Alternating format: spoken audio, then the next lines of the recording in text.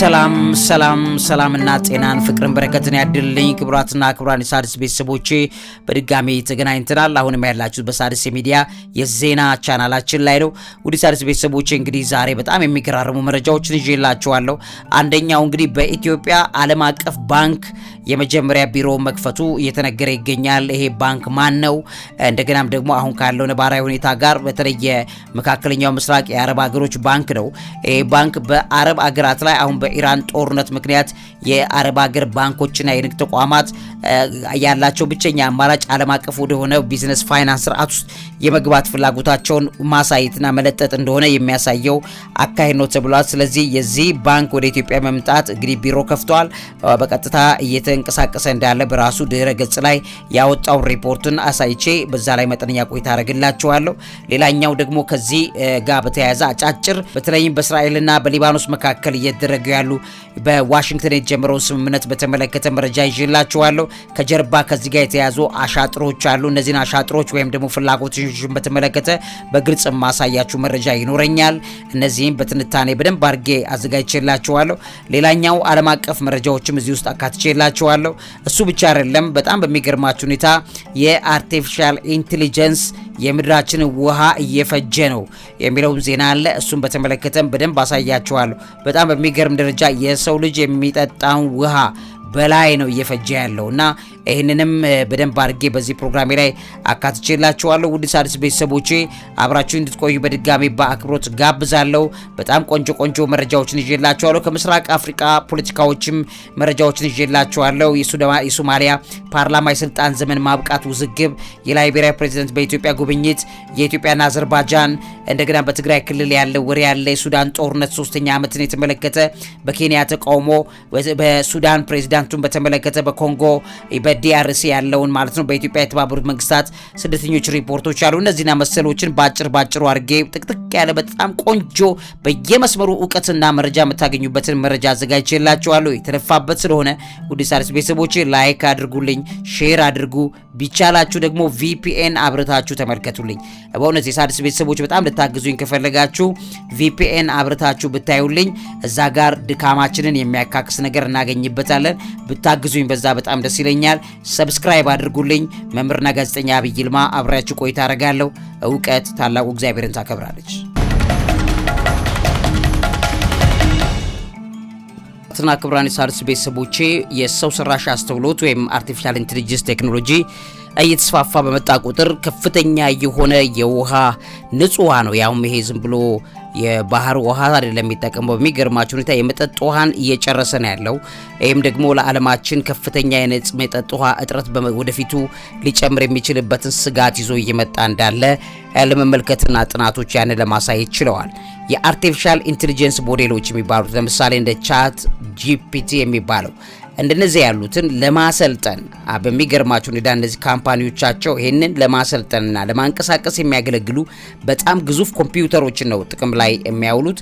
እነዚህ ኮምፒውተሮች ደግሞ ከመጠን በላይ ይግላሉ እና እነሱን ለማቀዝቀዝ በሚገርማችሁ ሁኔታ በሚሊየን የሚቆጠር ሊትር ውሃ እየፈጀ ነው የሚገኘው። በጣም አንድ ምሳሌ ላሳያችሁ። በሚሊየን ሊትር ውሃ ነው ያልኳችሁ፣ በሆነ መጠጥ ውሃ ነው የሚጠቀሙት በነገራችን ላይ ማለት ነው።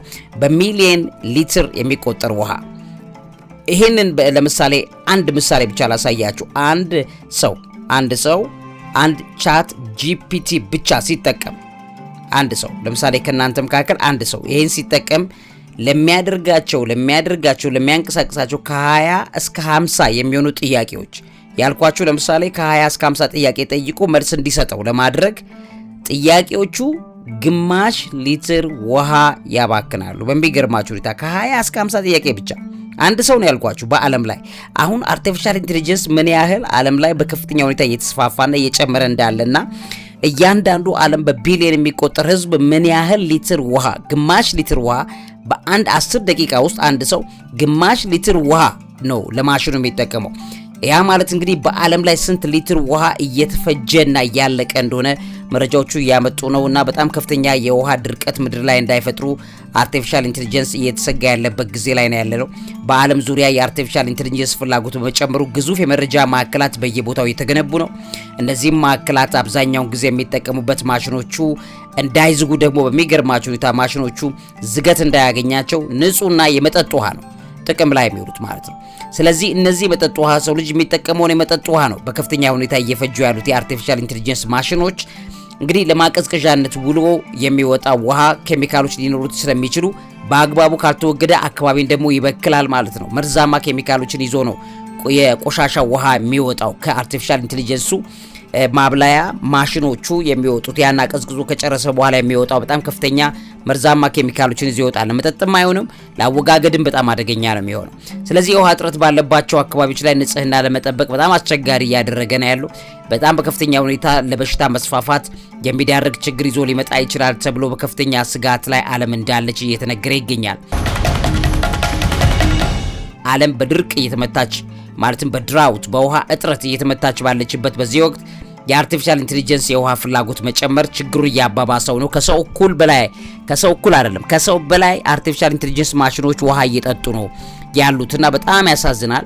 ስለዚህ ፍትሃዊነት ጥያቄ አለ። እንግዲህ በደሃ ማህበረሰቦች ለመጠጥ ውሃ በሚቸገሩበት ወቅት የቴክኖሎጂ ኩባንያዎች ቅድሚያ ማግኘታቸው ማህበራዊ ፍትሃዊነትን ይፈጥራል ተብሎ እየተነገረ ነው ያለው።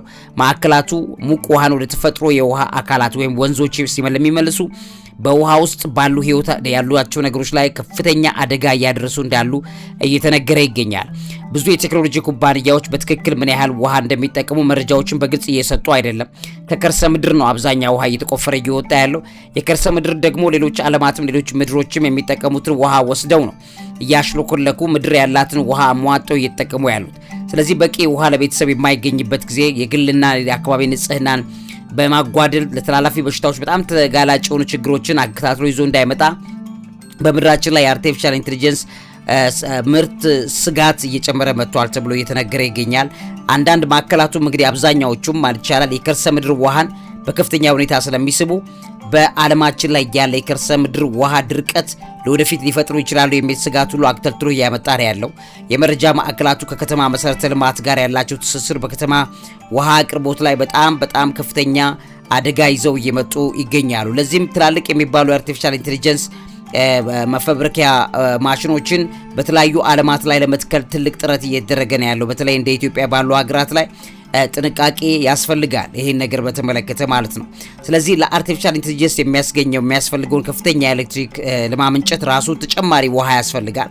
እስከ 2027 ድረስ የአርቲፊሻል ኢንተለጀንስ የውሃ ፍላጎት ከታላቋ ብሪታንያ አጠቃላይ የውሃ ፍጆታ ግማሽ ያህሉን ወስዷል። ውድ ቤተሰቦቼ ግማሽ ነው ያልኳችሁ። በ2027 ብሪታንያ ለመጠጥ ውሃ የምትጠቀመውን አጠቃላይ ውሃ ግማሽ ፐርሰንቱን ይዞ የወሰደው። ስለዚህ ይሄ የብዙ አገራት የአርቲፊሻል ኢንተለጀንስ የውሃ ፍጆታን ከህዝብ ጤና አንጻር ከሚቆጣጠር ጠንካራ ህግ የላቸው እንደሚታወቀው። ስለዚህ አሁን አምራቾቹ የምድርን ውሃ እያደረቁ ነው ያሉ። የውሃ እጥረት ሲከሰት የውሃ ዋጋ ስለሚጨምር ዝቅተኛ ገቢ ያላቸው ማህበረሰቦች ላይ የጤናና የኢኮኖሚ ጫና እያሳረፈ እንደሚገኝ ያሳያል ማለት ነው። ከዚህ ጋር ተያይዞ ውሃ የማቀዝቀዣ ዘዴዎች ላይ ጥቅም ለማዋል የሚደረገው ሂደት በጣም አድካሚና ከፍተኛ ዋጋ ስለሚያስከፍላቸው እስካሁን ባለበት ሁኔታ ላይ ከመጠጥ ውሃ ጋር የተላቀቀ አይነት አይደለም። ለምሳሌ በንፋስ የሚሰራ የማቀዝቀዣ ዘዴ ከፍተኛ ኃይል እና ከፍተኛ ገንዘብ ይፈልጋል።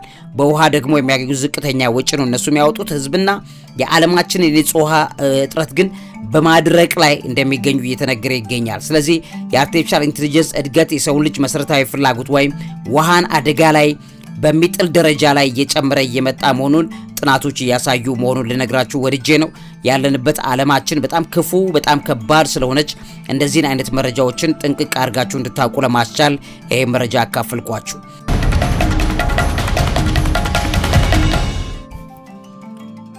እንግዲህ ክቡራትና ክቡራን የሣድስ ቤተሰቦቼ በምስራቅ አፍሪካ ላይ ካለው ፖለቲካዎች አሁን ሰሞነኛ ከሆኑ ጉዳዮች የተወሰኑትን ተቃቁሜላችሁ ወደ ሌሎቹ መረጃዎች ያልፋለሁ። በሶማሊያ ፓርላማ የስልጣን ዘመን ማብቃትና ውዝግብ በተመለከተ እየተነገረ ያለ ነገር አለ። በሶማሊያ በፌዴራል ፓርላማ ህገ መንግስታዊ የስልጣን ዘመን በሚያዝያ 14 2026 በይፋ አብቅቷል። ይህንም ተከትሎ እንግዲህ የቀድሞ ፕሬዚደንት ሞሐመድ አብዱላሂ ፋርማጆ ሀገሪቱ ወደ ፖለቲካ ቀውስ እያመራች መሆኑን እያስጠነቀቁ ይገኛሉ። አሁን ያለው የፕሬዚዳንት ሐሰን ሼክ መሐመድ አስተዳደርም አንድ ወር ብቻ እንደቀረው የተገለጸ ነው። ነገር ግን ስልጣኑ ሰውየው በዛው ሊያስቀጥል መሆኑ ስጋት እንደተፈጠረ እየተነገረ ይገኛል። የላይቤሪያው ፕሬዚዳንት በኢትዮጵያ ጉብኝትን በተመለከተ ጆሴፍ ቦአካይ በጠቅላይ ሚኒስትሩ አብይ አህመድ ግብዣ በሚያዝያ 13 ቀን 2026 አዲስ አበባ ገብተዋል። ጉብኝታቸውም የሁለቱን ሀገራት ዲፕሎማሲያዊ ግንኙነት ለማጠናከርና በግብርና ዘርፍ ትብብር ለመስራት ያለመ ነው ተብሏል። ሌላኛው የኢትዮጵያና አዘርባይጃን መከላከያ ስምምነት ነው። በኢትዮጵያ በአዘርባይጃን መካከል የተፈረመውን የመከላከያ ትብብር ስምምነት ለማጽደቅ የሚያስችል የህግ ረቂቅ በሚያዝያ 13 ቀን 2026 ለአዘርባይጃን ፓርላማ መቅረቡ እየተነገረ ይገኛል።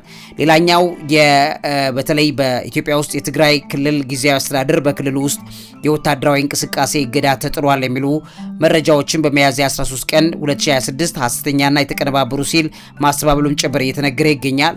በሱዳን ጦርነት 3ኛ ዓመትና የሰብአዊ ቀውስም እየተነገሩ ካሉ ዜናዎች መካከል ይገኛል።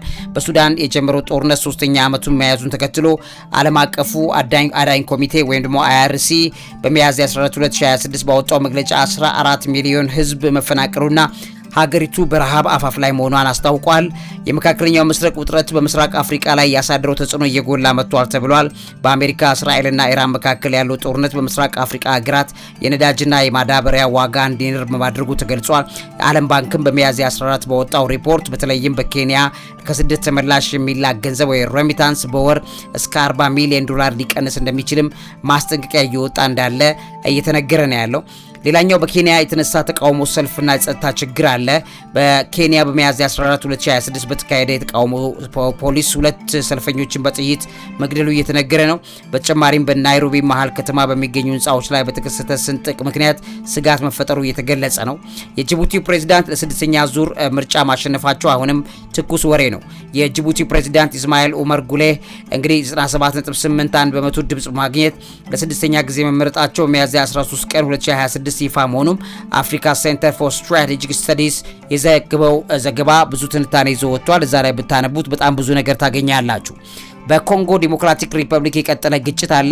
በደቡብ ኪቪው የሚባል ወይም ኪዩቭ የሚባል ሳውስ ኪቩም ብለው ይጠሩታል። በዛ አካባቢ በኮንጎ መንግስት ደጋፊ ታጣቂዎች እንደገናም ደግሞ በኤም23 አማጽያን መካከል በሚያዝያ 12 እና 13 ከባድ ግጭት ተከስቷል። የሰላም ንግግሩም ወደ ስዊዘርላንድ እንደተዛወረ ክሪቲካል ትሪትስ የተባለው ሚዲያ የዘገበው ዘገባ ያሳያል። በኢትዮጵያ የተባበሩት መንግስታት ስደተኞች ሪፖርት ያወጣው አዲስ ሪፖርት አለ። በሱዳን ብሉ ናይል ግዛት ውስጥ 12000 በላይ ኢትዮጵያውያን ስደተኞች እንደሚገኙና በግጭቱ ምክንያት ለከፍተኛ ስጋት መጋለጣቸውን የተባበሩት መንግስታት ድርጅት በሚያዝያ 14 2026 ባወጣው ሪፖርት መሰረት ፋይናንሻል አፍሪክ ሪሊፍ ዌብ ሌሎችም ያወጡት መረጃ ከዚህ ጋር በተያያዘ ያለውን ነገር በከፍተኛ ስጋት እንደሚመለከቱት መረጃዎች ይጠቁማሉ።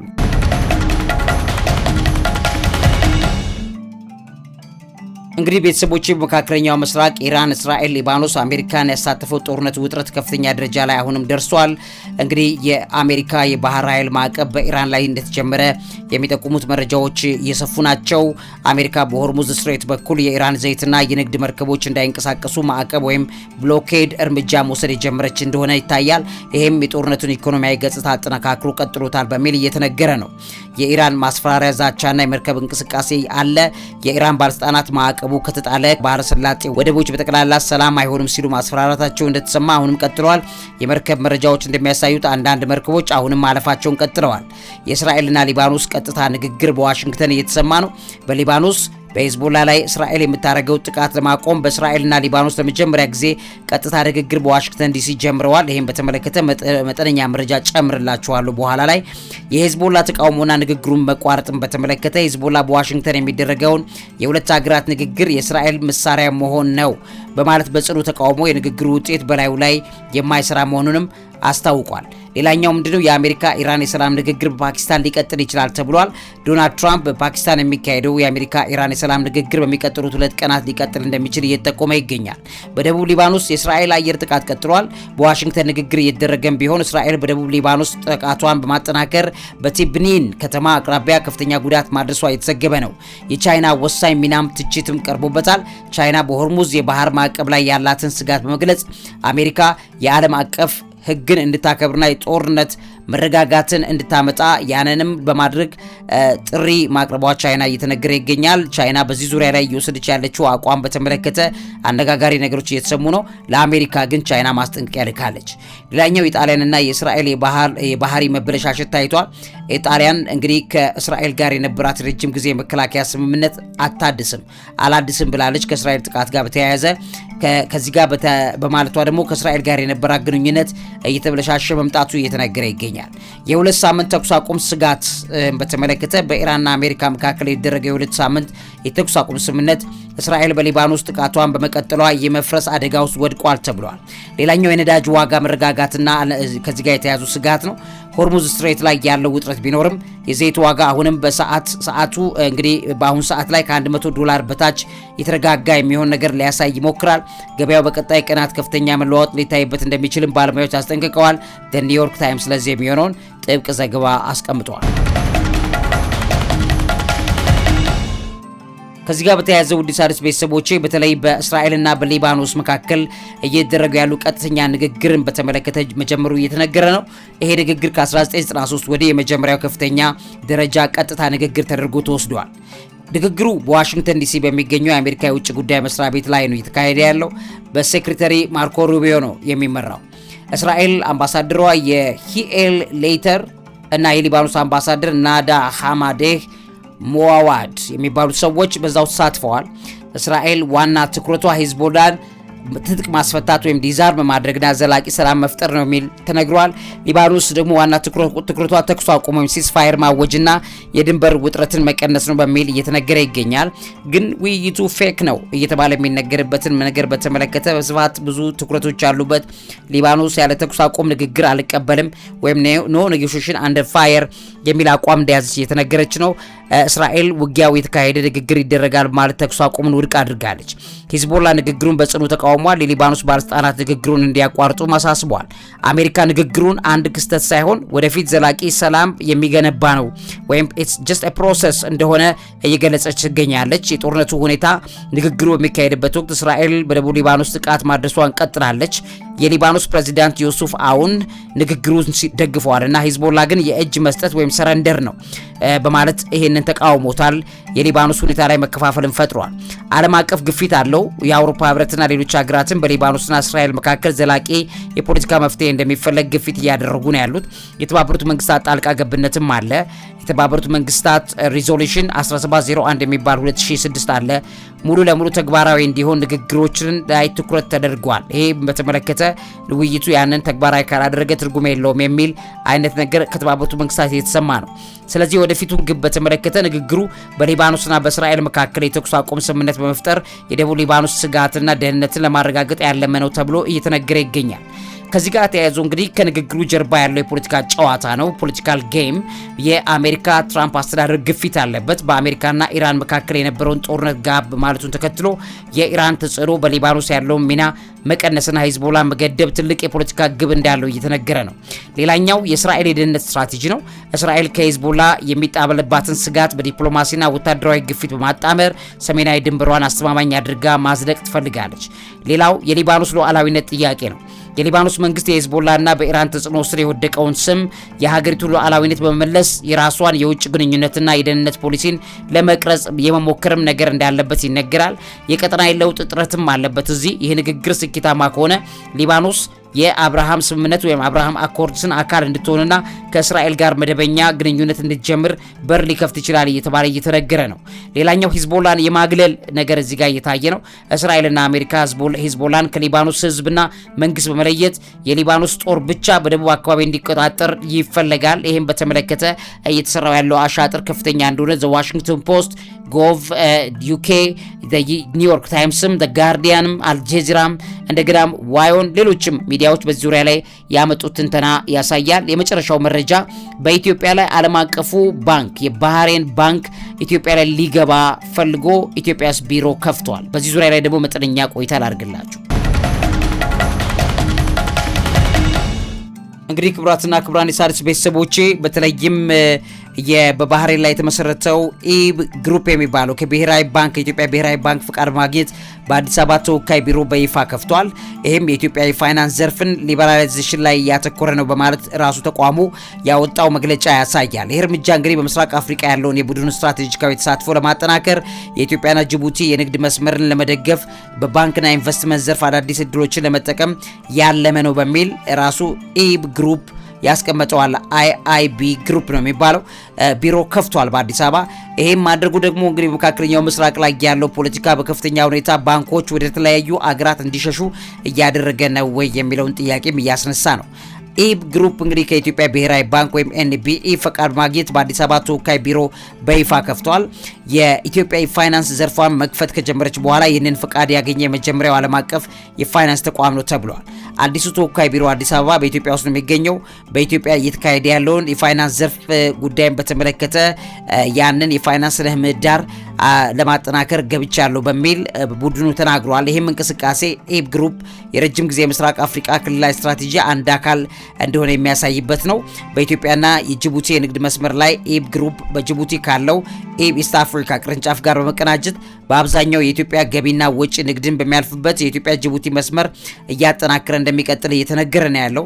ተወካይ ቢሮ እንግዲህ የውጭ ቀጥታ ኢንቨስትመንትን፣ የንግድ ፋሲሊቲስን፣ የፋይናንስ ፈጠራዎችን ለማሳደግም እንደሚሰራ ተናግሯል። ከዛ ውጪ እንግዲህ በሀገር ውስጥ የፋይናንስ ተቋማት ጋር የረጅም ጊዜ ሽርክናዎችን በመፍጠር በኢትዮጵያ ያለውን የገበያ አዝማሚያ ማጥናትና እዛ ላይ ሙሉ ለሙሉ የመግባት ፍላጎቱን ማሳየት ነው። ከዚህ ተያይዞ እንግዲህ ወይዘሮ አይናለም አባቡ የኢብ ግሩፕ አዲስ አበባ ቢሮ ዋና ተወካይ ወይም ኦፊሰር ሆነው ተሹመዋል በሚል ራሱ ጣቢያው ማለትም የኢንተርናሽናል ኢንቨስትመንት ባንክ ነው ኢብ ግሩፕ የሚባለው ማለት ነው። ስለዚህ ኢንተርኮንቲኔንታል ኢንቨስትመንት ባንክ የሚባለው ይሄ ባንክ እንደ ቢሾፍቱ አውሮፕላን ማረፊያ ፕሮጀክት ያሉ የሀገሪቱ ዋና ዋና የመሰረተ ልማት ግንባታዎችን ለመደገፍ ዓላማ ይዞ ገብቻለሁ በሚል በራሱ ገጽ ላይ አስቀምጦታል ማለት ነው። ይሄም እንግዲህ ከሚያሳየው ነገሮች መካከል አንደኛው በመካከለኛው ምስራቅ ላይ ያለው ጦርነት ወደ ኢትዮጵያ የመሳሰሉ ሀገራት ላይ ባንኮች ፍሎ የሚያደርጉበት የሚሄዱበትን ነገር እየገፋ የሚመጣበትን በር ይከፍታል ተብሎ እየተነገረ እንዳለ ለማወቅ ችለናል። እንግዲህ ውድ ሣድስ ቤተሰቦቼ እነዚህና መሰል መረጃዎችን እንግዲህ ላይክ በማድረግ ሼር፣ ሰብስክራይብ በማድረግ አብራችሁን እያግዛችሁኝ መረጃዎችን እንድትካፈሉ እንድትመገቡልኝ ጋብዛችኋለሁ። ለዚህ የአእምሮ ምግብ አዘጋጅና አቅራቢ መምህርና ጋዜጠኛ ዐቢይ ይልማ። እውቀት ታላቁ እግዚአብሔርን ታከብራለች።